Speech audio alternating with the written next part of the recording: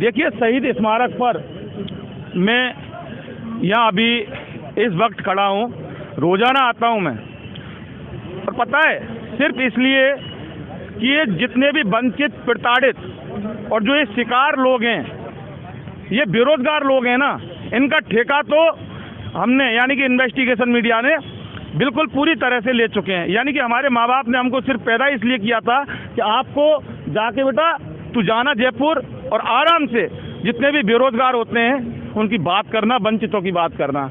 उससे क्या होता है ना कि यहाँ से हमें कुछ मिलता तो नहीं है, लेकिन एक बहुत सुकून और शांति मिलती है, जिससे कि कहते हैं कि बहुत अच्छी नींद आती है। ये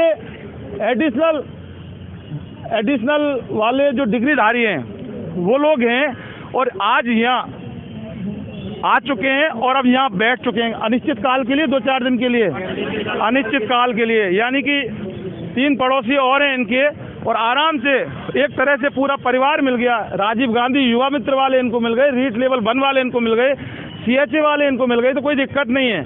और लोकसभा चुनाव से पहले यहाँ जगह भी नहीं मिलेगी, जैसा कि हम यहाँ कवरेज करते हैं। हम एक चीज़ दिखाएंगे आपको कि भैया लट लेके क्यों आए हो, या सरकार को मारना है क्या आपको? नहीं, ये विकलांग कैंडिडेट हूँ सर मैं। ये अच्छा, विकलांग हो? हाँ, विकलांग।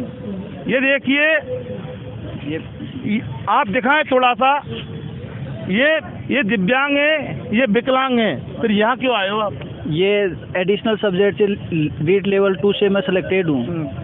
इसको छोड़ो, हाँ। ये मैं पकड़ूंगा। 200 किलोमीटर दूर से मैं यहाँ पर चल कर आया। कहाँ से आए हो? नीम का थाना जिला है, उससे भी 50 किलोमीटर दूर मेरी तहसील लगती है, वहाँ से मैं चल के आया हूँ। 200 किलोमीटर दूर है यहाँ से आज। और इस सरकार नियुक्ति नहीं दे रही है, इसकी वजह से बार ये साथी हुए, उसकी वजह से मैंने आए। 5 साल लगातार तैयारी किया, तब ये काम मंजिल पाई है, लेकिन फिर भी मंजिल पाने के बाद भी नियुक्ति अभी तक मिली नहीं है। जो साथी कैंडिडेट थे वो 4 महीने से नियुक्ति पा चुके हैं अपनी, लेकिन हमारी जो एडिशनल है 3 + 4 साल में पूरी होती है, उसकी अनियोग्यता या कुछ भी जो सरकार ने नियम बनाया उसको भी लटका के रखा हुआ है। देखो भजनलाल, सरकार ये दिव्यांग है, ये आपसे झगड़ा करने के लिए लेकिन नहीं आया। आप कहाँ से आई हो? जी सर, मैं चूरू से आई हूँ।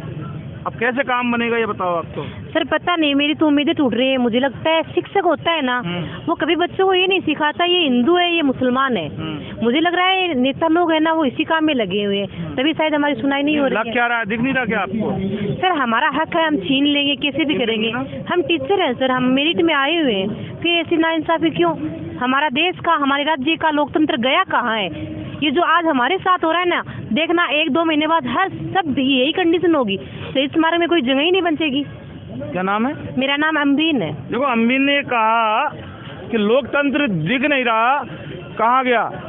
कल सुप्रीम कोर्ट के चीफ जस्टिस ने सीधा भाषा में कहा कि लोकतंत्र की हत्या हो गई है, मर गया लोकतंत्र। हम और इनसे बात करेंगे। ये हितेश गुप्ता हैं।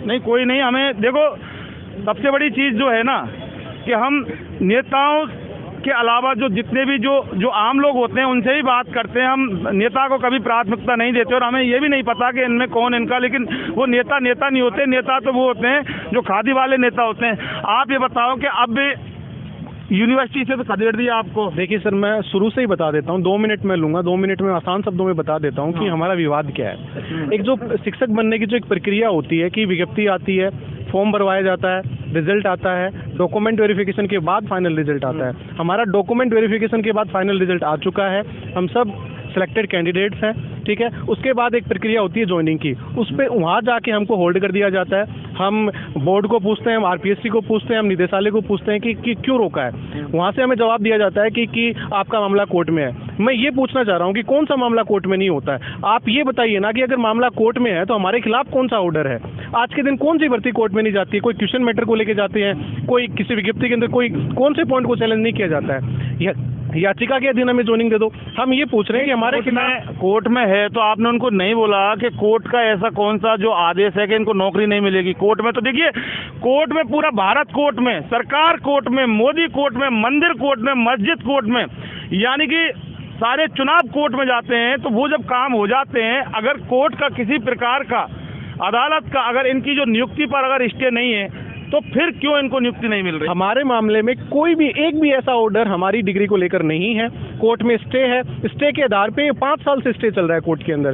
पहले 16-18 के अंदर उसी स्टे के आधार पे इन्होंने जोनिंग दी है। वही हमारी मांग है कि उनको सिमिलर करते हुए उसी एसएलपी के अधीन हमें जोनिंग दी जाए। लेकिन निदेशालय है या बोर्ड है, मुझे नहीं पता कौन कर्मचारी है क्या है, उनके पास लीगल टीम होती है सर, ठीक है। कौन सी भर्ती कोर्ट में नहीं जारी है, उनके पास लीगल टीम है, उनके पास समझने वाले उनके एडवोकेट्स हैं, क्यों नहीं वो लीगल राय ले रहे हैं? अगर वो नहीं ले रहे हैं तो हम उनको लिखित में सब कुछ ऑर्डर दे के आए हैं कि ये ऑर्डर हमारे खिलाफ नहीं है। फिर भी सर वो उनका कोई सकारात्मक कदम उठाने के लिए वो तैयार नहीं है और हमें होल्ड पे रख रखा है। हमारे साथी 3-4 महीने हो गए हैं, हमें होल्ड कर दिया है और हमारे साथ जो थे उनको सबको जोनिंग दे दी गई है। यानी कि सरासर अन्याय, घोर अन्याय इनके साथ भजनलाल सरकार कर रही है, मंदिर वाली सरकार कर रही है और पर्ची वाली सरकार कर रही है। बाबा साहब भीमराव अंबेडकर का ये देश है, आप ये देख सकते हैं, ये देश की तस्वीर ऊपर से वो भी देख सकते हैं कि किस तरह से ये जो देश का जो भविष्य आज यहाँ वाकई सड़कों पर बैठा है, महिला इनके अंदर हैं, आदमी पुरुष इनके अंदर हैं, और तो और एक बच्चा भी हमने दिखाया। ये बहुत बड़ा एक दर्दनाक इसको तस्वीर बोल सकते हैं कि अभी सरकार को आए कुछ ही दिन हुआ है, लेकिन सरकार अगर इस तरह से चारों तरफ से पूरी तरह से घिर चुकी है। हम इनसे और बात करेंगे। आपका नाम क्या है? मोनू चतुर्वेदी।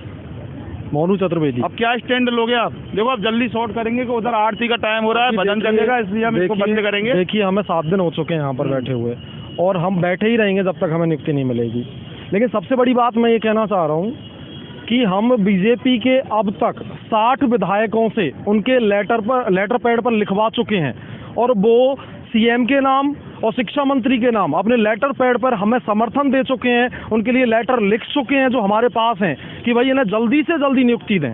सबसे बड़ी बात है हमने उन्हें वोट दिया है, वो हमारे प्रतिनिधि हैं, वो हमारे प्रतिनिधि हैं सरकार में, असेंबली में।